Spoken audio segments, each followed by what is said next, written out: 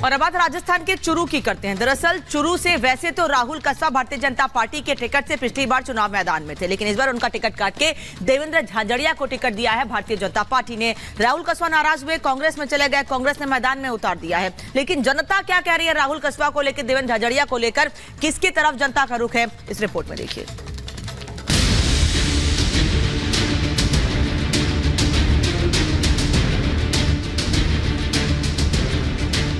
राजस्थान का रण सज चुका है। बीजेपी और कांग्रेस दोनों ही दल मरुधरा पर अपनी दावेदारी ठोक रहे हैं।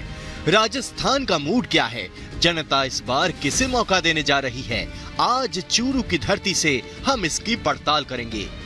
लोकसभा चुनाव 2024 में निकली है रिपब्लिक भारत की टीम जानने के लिए कि आखिर जनता क्या दे रही है। हिंट हम पहुंच चुके हैं चूरू में। आखिर चूरू की जनता की हिंट क्या है, उन्हीं से हम समझने की कोशिश करते हैं। सर, क्या नाम है आपका? मेरा नाम सर जयलाल है। जयलाल जी, बताइए चूरू की जनता क्या हिंट दे रही है, क्या माहौल है इस बार? चूरू की जनता विकास के नाम पर वोट देगी।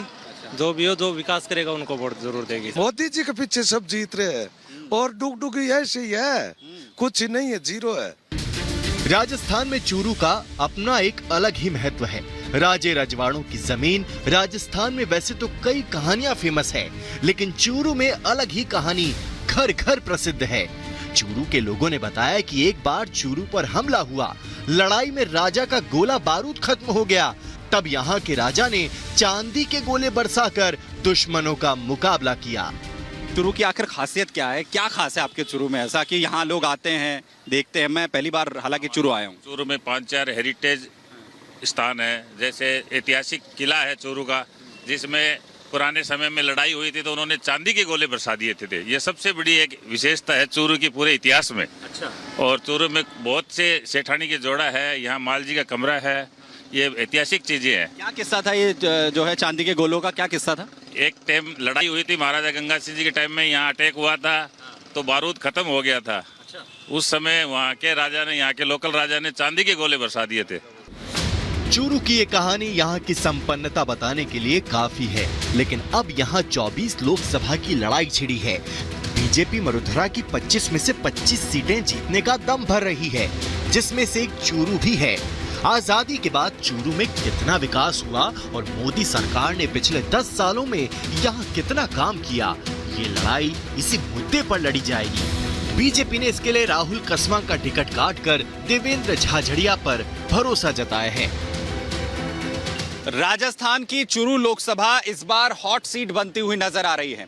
दरअसल बीजेपी ने अपने सिटिंग सांसद राहुल कस्वा का टिकट काटकर देवेंद्र झाझड़िया को यहां से टिकट दिया है, जो कि पैरालंपियन हैं और साथ ही पद्मश्री से सम्मानित हैं। और इस खिलाड़ी को जिस तरीके से बीजेपी की तरफ से चुना गया, उसके बाद राहुल कस्वा ने बगावत कर दी और कांग्रेस का दामन थाम लिया, जिसके चलते इस सीट पर अब मुकाबला टक्कर का बताया जा रहा है।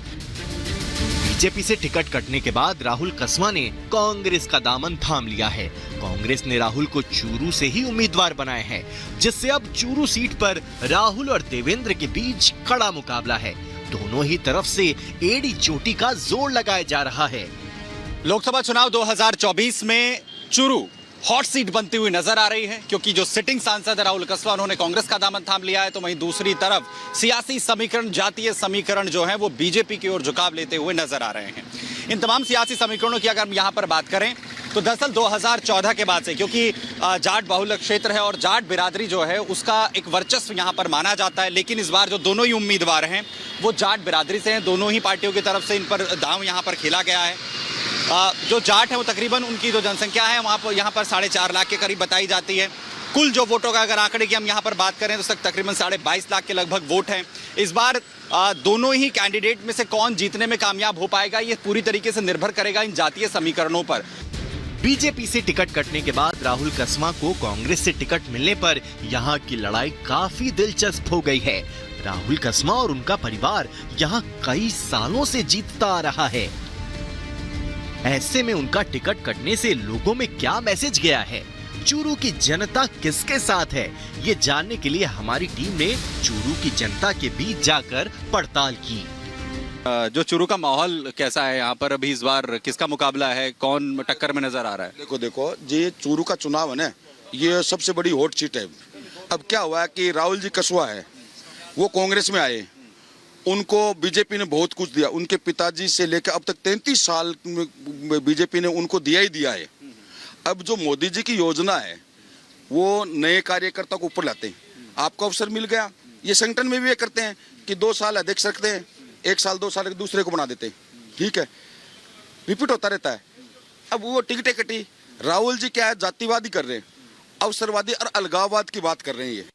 चूरू में हमें कुछ लोग ऐसे मिले जो प्रत्याशी नहीं बल्कि सिर्फ मोदी के नाम पर वोट करने को उत्साहित दिखे। उनका कहना है कि चूरू में प्रत्याशी कोई भी हो, उनका वोट प्रधानमंत्री मोदी के नाम पर जाता है। माहौल क्या है जरा चूरू का, ये बताइए। शुरू में तो मोदी मोदी मोदी 25 की 25 आएगी। ये मोदी लहर है, मोदी के बाद में योगी।